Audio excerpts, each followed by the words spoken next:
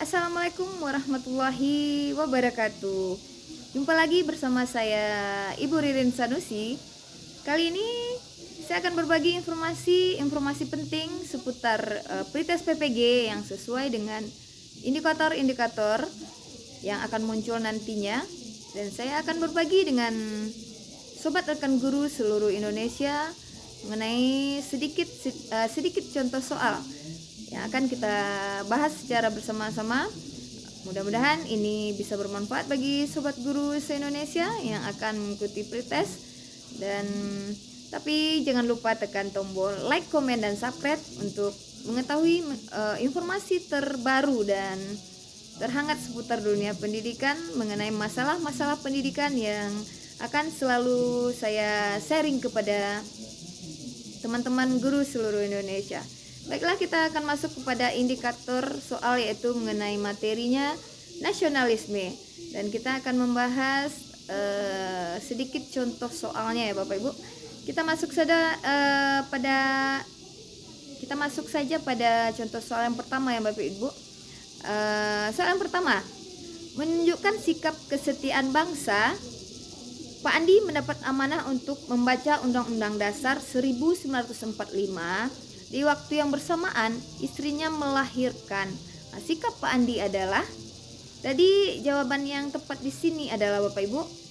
Jawabannya adalah melaksanakan tugas membaca Undang-Undang Dasar 1945 terlebih dahulu dan mendampingi istrinya kemudian.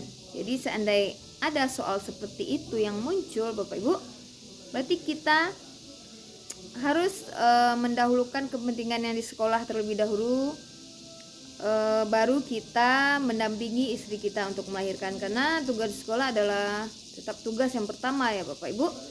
Dan kita lanjut soal yang kedua, sikap menghargai dan menghormati pemeluk agama lain menjalankan ibadah merupakan pengalaman sila ke. Kalau yang berhubungan dengan amanah, beribadah begitu ya Bapak Ibu, pasti itu berhubungan dengan sila pertama. Jadi hal-hal yang berhubungan dengan ibadah, kalau ditanya ke dalam konteks Pancasila, kita harus memilih sila pertama, yaitu ketuhanan yang Maha Esa. Kita lanjut soal yang ketiga. Dalam kehidupan bermasyarakat, seseorang harus bisa menerima pendapat orang lain walaupun tidak sependapat dengan kita. Sikap untuk menerima keputusan walaupun tidak sependapat dengan kita sesuai dengan sila. Jadi sila yang ditanya di sini adalah bagaimana kita memberikan keadilan kepada orang lain dan bagaimana kita bermusyawarah dalam mengambil keputusan. Jadi dalam kehidupan bermasyarakat, kita harus bisa menerima pendapat orang lain walaupun tidak sependapat dengan kita. Nah, itu termasuk sila keberapa gitu. Jadi di sini termasuk sila kedua dan keempat ya, karena sila kedua dan keempat itu adalah keadilan yang keadilan sosial dan musyawarah mufakat. Kalau sila keempat, berarti kita harus adil dalam bermusyawarah dan bermufakat. Nah, itu jawabannya Bapak Ibu. Kita langsung pada soal yang keempat Bapak Ibu. Nah, bangsa Indonesia kaya akan sumber daya alam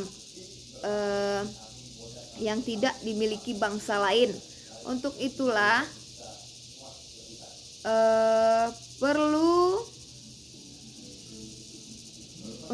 kita sebagai bangsa Indonesia perlu bersyukur ya Bapak Ibu. Kemudian sikap yang harus dipertahankan oleh kita sebagai bangsa Indonesia adalah, nah jawabannya di sini Bapak Ibu, memanfaatkan sumber daya alam secara maksimal dengan azas berkelanjutan.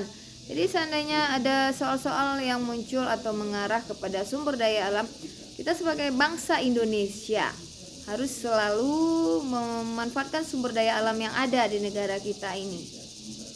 Oke Bapak Ibu, kita lanjut pada indikator kedua. Indikator kedua ya Bapak Ibu, yang merupakan bentuk perlakuan negara Republik Indonesia terhadap warga negaranya di dalam hukum berdasarkan Undang-Undang Dasar 1945. Alah, di sini yang menjadi jawabannya adalah Bapak Ibu, Republik Indonesia memperlakukan warga negaranya sama di depan hukum. Oke, sama di depan hukum. Kemudian menggerakkan kasus pelanggaran hukum kepada lembaga kehakiman.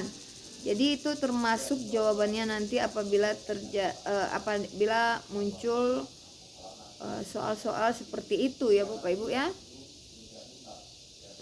Kemudian kita masuk kepada soal indikator kedua, yaitu pasal-pasal Undang-Undang Dasar 1945 memberikan jaminan persamaan kedudukan warga negara. Salah satunya adalah hak mendapatkan jaminan keadilan dan kesejahteraan sosial yang tertuang dalam pasal. Jadi di sini pasal yang ditanya ya Bapak Ibu.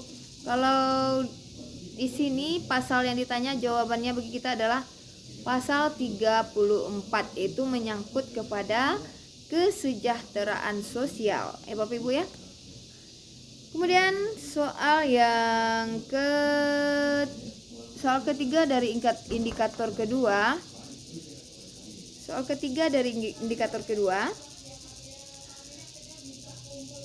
dari pernyataan yang merupakan hak warga negara yang diatur dalam Undang-Undang Dasar 1945 pasal 27 ayat 2 ditunjukkan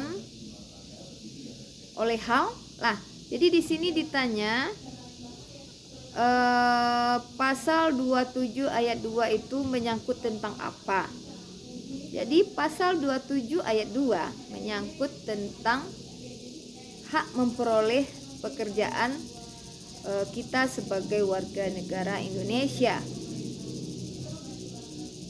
Kemudian kita lanjut pada indikator kedua, soal keempat ya Bapak Ibu. Contoh sikap mengutamakan kepentingan bersama. Contoh sikapnya adalah menerima hasil diskusi dengan lapang dada. Itu kan termasuk menerima mengutamakan kepentingan bersama, karena dalam diskusi itu kan pendapat kita itu berbeda-beda ya Bapak Ibu. Kemudian soal kelima, indikator kedua Bapak Ibu, keberagaman tingkat ekonomi masyarakat harus kita sikapi dengan cara. Jadi ada keberagaman tingkat ekonomi masyarakat. Jadi hal yang harus kita sikapi adalah, di sini jawaban yang tepat yaitu Bapak Ibu, saling menghargai dengan perbedaan yang ada. Jadi kan kita kalau ekonomi kita di Indonesia ini kan berbeda-beda. Ada kaya, ada miskin, ada sedang, ada menengah, ada kasta tinggi ya. Jadi kita harus menghargai perbedaan yang ada. Jika ada muncul soal seperti itu. Soal yang keenam, keputusan yang telah disepakati ketika musyawarah harus dijalankan dengan. Lah ini soal pertanyaan terakhir ya Bapak Ibu. Keputusan yang telah disepakati ketika musyawarah harus dijalankan dengan sikap ya. Jadi kita harus menjalankan dengan sikap tanggung jawab. Nah, begitulah Bapak Ibu sedikit sharing saya pada kesempatan kali ini tentang soal PPG, yaitu tentang indikator nasionalisme, supaya hal-hal yang saya sampaikan ini dapat bermanfaat bagi Bapak Ibu semua yang akan mengikuti tes PPG.